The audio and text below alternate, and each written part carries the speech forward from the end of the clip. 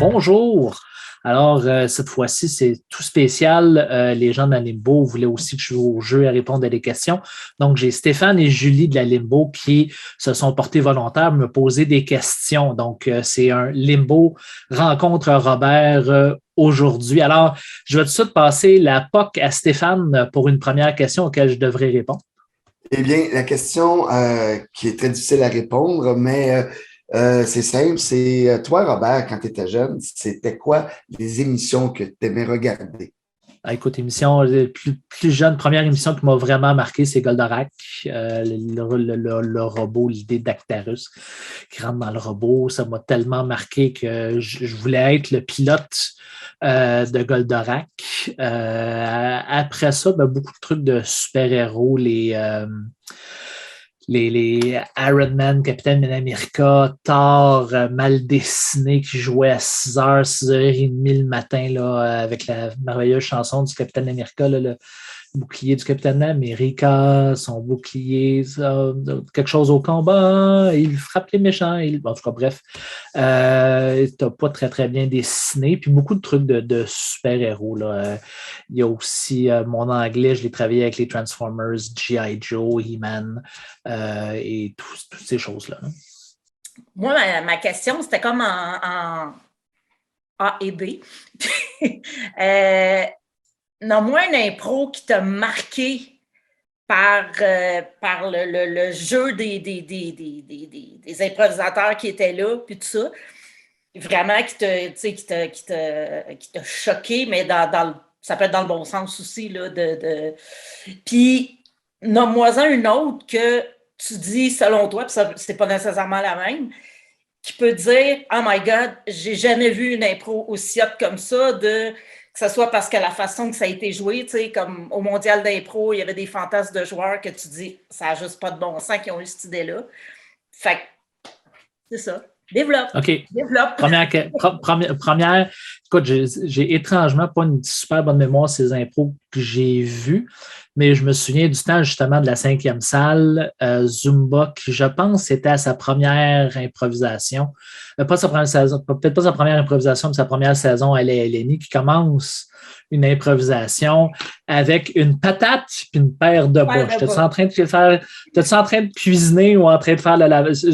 Je me souviens même plus après ça, cette impro-là est partie où, mais je me souviens juste de cette réplique-là qui m'est restée. Pour ce qui est de l'improvisation que j'ai trouvé wow, pas nécessairement autant une improvisation que, je vais dire, le guts dans un mondial d'impro, il y a une équipe italienne qui est venue participer, qui baragouinait le français. Là. C'était clair que le français, c'était même pas leur 3e langue. Ils comprenaient après. Mais ils ont quand même réussi à faire des super de belles impros, très poétiques. Pas beaucoup de langage, mais très physique. Puis ce côté-là d'avoir le guts d'aller jouer dans un autre pays, dans une langue qu'ils ne maîtrisaient pas, je les ai trouvés vraiment super bons. Puis j'ai trouvé que ça donnait quelque chose aussi de très différent. Ouais. Stéphane, as-tu une autre question? Ben, c'est pour rester avec, parce que tu parles de la LNI, moi je l'ai su un petit peu, mais il y en a peut-être qui ne connaissent pas à propos de la LNI. Qu'est-ce que tu faisais à la LNI? OK. Ce que je faisais à la LNI, j'ai commencé en faisant l'accueil, responsable de l'équipe qui faisait de l'accueil. J'ai été assistant arbitre pour la LNI, juge de salle pour quelques mondiales juste pour rire. C'est ce que j'ai fait dans le tour de la LNI. Puis je me suis rendu là, je vais dire un peu par hasard. En fait, si je fais le parcours un peu de comment je suis tombé dans l'improvisation, au secondaire, on faisait beaucoup de théâtre puis de sketch d'humour. On faisait, disons, la gang avec qui j'étais, on faisait des sketchs, on faisait des galas, on a fait un show pour la Fondation Miron, on faisait beaucoup d'humour. Quand je suis arrivé au cégep, j'ai fait, ben là, je m'en viens en sciences pures, ce qu'ils appelait aussi le groupe d'excellence, là, donc c'était de la science, puis c'était un peu plus demandant. Je dis là, on va faire quelque chose, on va faire de l'improvisation. j'avais déjà des amis qui étaient dans l'équipe d'impro. Je dis, ben, l'équipe d'impro, il n'y a rien à préparer, il n'y a pas de texte à écrire, il n'y a pas de texte à apprendre, ça ne me prendra pas grand temps. Puis finalement, je me suis trompé, puis j'étais rendu à faire beaucoup d'impro. Donc, je suis rentré dans l'équipe d'impro du Cégep de Rosemont. Il y a eu à un moment donné, je pense que c'était ça, là, la première année où j'étais là, ils ont essayé de partir la Fédération d'improvisation québécoise, la FIQ, si je ne me trompe pas, qui a duré probablement que quelques mois, mais je voulais m'impliquer. Puis un des fondateurs, c'était la personne des activités du cégep. Là, je cherche exactement le titre, mais bref. Donc, je passais régulièrement et disais, hey, tu sais, je peux-tu faire quelque chose pour aider? Je peux-tu faire quelque chose pour aider? Puis lui, je ne le savais pas, était ami avec ou connaissait Yvon Leduc de la LNI, un des deux cofondateurs avec Robert Gravel. Puis il m'a dit à un moment donné, ben justement, ben, la semaine prochaine, ils ont besoin de quelqu'un à l'accueil. J'ai été faire l'accueil, puis là, c'est là que c'était à la 5e salle. On était 2. On a rushé beaucoup. Après cette soirée-là, je me suis dit, ça vous dérange-tu qu'on soit d'autres bénévoles à venir aider? Donc, on s'est rapidement monté une équipe de 4-5 à venir à donner les claques, donner les cartons, puis surtout les ramasser à la fin. Et c'est comme ça que je suis un peu rentré dans les LNI. Je l'ai fait pendant 10 ans.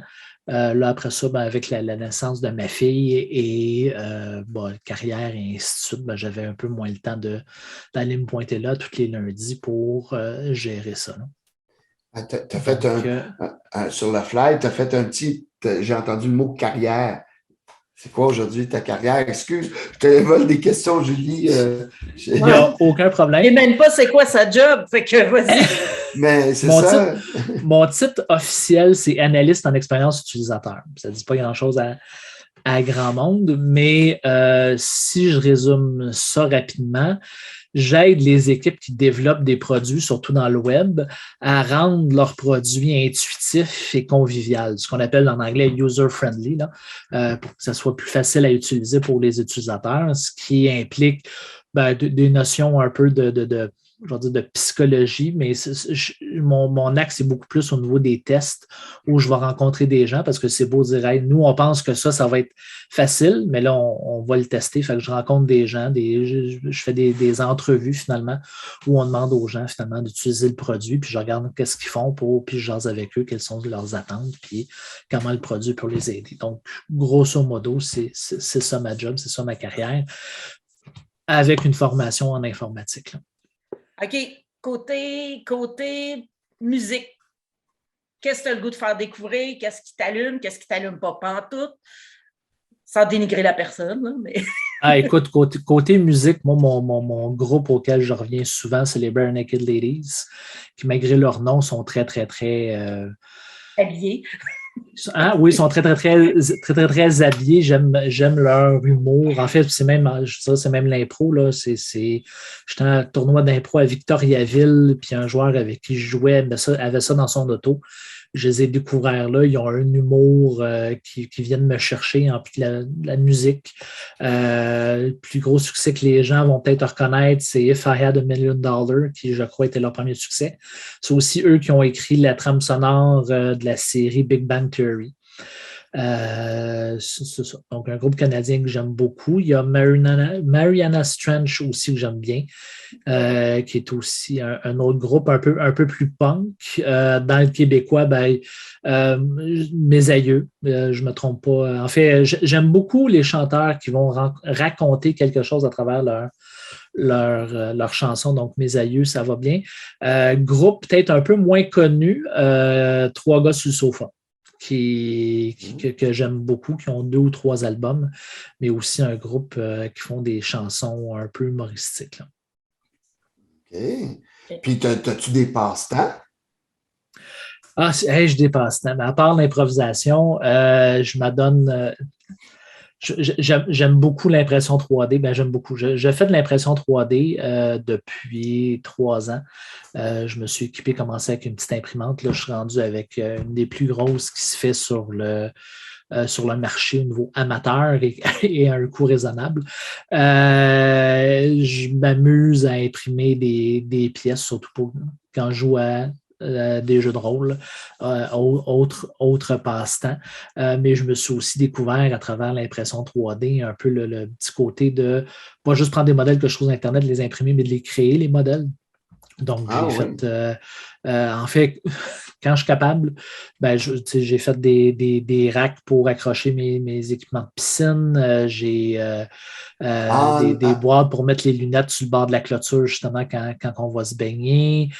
Quand tu dis que toi, tu as inventé des pièces et qu'il faut que tu les rentres dans un logiciel. Oui. Quelque chose comme AutoCAD, là. C'est peut-être le logiciel de 3D qui est le plus connu. Ce n'est pas celui que j'utilise Fusion 360. Mais c'est ça, tu fais les formes, je fais des affaires simples, là, des trucs que je suis capable de faire avec des formes simples, là, donc des cubes, des cercles, des cylindres. Là, si je suis capable de tout agencer ça, ben, je suis capable de monter des trucs là. Je suis un peu déçu, j'aurais aimé voir la Tour Eiffel, mais bon. Ouais, ça j'ai déjà essayé. Il te l'a fait pour dimanche. C'est ça. On passe du coq à l'âne parce qu'on a parlé d'impro. Moi, je reviendrai parce qu'on n'a pas parlé de toi, Robert, dans la Limbo. Pas dans la Limbo, mais à la Limbo. Tu es là à la Limbo depuis quelle année? C'est une bonne question. Je pense que je suis rendu à ma sixième année. Est-ce que tu as toujours été coach? J'ai commencé comme substitut. En fait, la Limbo, je la connais depuis le début. J'ai des amis qui sont encore là, mais à ce moment-là, quand la Limbo est partie, j'habitais sur la Rive-Sud. De façon un peu loin. Quand le projet de s'en venir sur la Rive-Nord est venu, je me suis mis comme substitut, en disant je vais venir jouer une fois de temps en temps. Donc, je suis passé par substitut avant de devenir joueur régulier et être entraîneur-joueur par après. Là. Par rapport à l'impro, si tu pouvais jouer, si on te disait, OK, tu peux jouer un impro avec les 3 personnes de ton choix de la LNI, mort ou vivant, avec qui tu joues?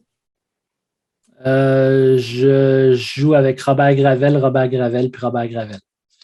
Ouais, mais il ne peut pas se dédoubler, détripler, whatever. OK, il faut que j'ajoute. OK, si je n'ai pas le droit, je vais jouer avec Robert Gravel, Réal Bossé, puis Marie-Chantal Perron. Quel genre d'impro que tu aimes faire, puis quel genre d'impro que tu n'aimes pas faire? Il n'y a pas, comment dire, il y a eu un moment donné où, comme improvisateur, je me suis dit, soit ouvert à aller jouer n'importe quoi. Fait qu'il n'y a rien sur le banc, peu de catégorie ou autre, que je vais faire comme non, je ne serai pas capable de le faire, je vais y aller, puis ça donnera ce que ça en est. C'est le défi que je me donne et que je me redonne à plusieurs fois. Je sais par contre que si je vais faire une chantée, ça ne donnera probablement pas quelque chose que le public va apprécier. Si je rentre faire en fait, il y a pas mal juste pas me chanter une rimée, je sais que je vais être lent, puis je vais ressortir une rimée, on dirait que ça me prend tout le temps du temps avant de trouver le rythme à travers ça, tout ce qui est, je vais dire, tout ce qui est chanté et rimé, des trucs de paroles de chansons, il y a déjà eu ça comme catégorie spéciale de dire parler seulement que des paroles de chansons. Étrangement, rendu là, la tête m'est vidée, mais il n'y a rien que je suis le je fais comme, non, j'irai pas. Au contraire, je me suis fait, des fois, il y a des équipes qui marchent, puis on met le point si on veut y aller. Moi, il y a des saisons où je mettais mon point sur toutes les improvisations parce que je disais, rendu là, oui, je veux toutes les jouer. Rendu là, après ça, c'est au coach à décider qui y va, là. Mais je m'étais donné ce défi-là. Après ça, dans les trucs que j'aime jouer, des trucs comme une caméléon où c'est un joueur unique qui doit prendre plusieurs personnages. Ça, j'aime ça. J'aime partir des mix aussi large que ça, là, de dire d'expérimenter, d'arriver avec des phrases un peu hors du commun, puis voir juste qu'est-ce que ça va donner, le mix de mon univers avec l'univers de l'autre voir qu'est-ce que ça va donner. Moi, c'est ça que j'aime en improvisation, là. Donc, puis là, ça, peu importe la catégorie, peu importe ce qu'il y en est, la base est tout le temps là de jouer avec l'autre, puis les deux univers qui se rencontrent pour finalement donner quelque chose qui n'existerait pas si ces deux joueurs-là n'avaient pas joué avant. Ben, merci beaucoup, Robert, d'avoir été des nôtres. Puis on invite le monde qui regarde, qui vont écouter le petit montage, ben, de venir voir les matchs de la Limbo. On s'en va en séries éliminatoires bientôt. Et donc, on invite tous les gens de la Limbo, tous les gens à venir voir la Limbo. Et on peut consulter le calendrier de la Limbo sur sa page Facebook. Et je le rappelle, le 15 mai, c'est les demi-finales où les 4 équipes vont jouer dans la même journée avec la première et quatrième position à 19h le soir. Sinon, en après-midi à 15h, ça sera la deuxième, troisième position. Toutes les équipes seront annoncées sur la page Facebook. Ben, merci beaucoup. La finale. Et la finale qui va suivre, mais là, je n'ai pas la date. La semaine d'après, là, ouais, je n'ai pas. J'ai pas la date en tête. Donc, merci Stéphane, merci Julie d'avoir joué le jeu. Au plaisir. Ben, merci d'avoir été là, Robert. Merci à toi d'avoir joué le jeu avec nous tous, toute la gang que tu as interviewé. Très beau travail. Lâche pas. Super intéressant. On a appris à connaître plein de monde qu'on ne connaissait pas, dont moi qui est en arrière du bistrot à la porte. J'ai appris à connaître des joueurs que je ne connaissais pas du tout. Fait que c'est bon. Cool. Merci, Robert. Merci. Bye. Salut bien. Bye, Julie. Bye, Robert. Salut.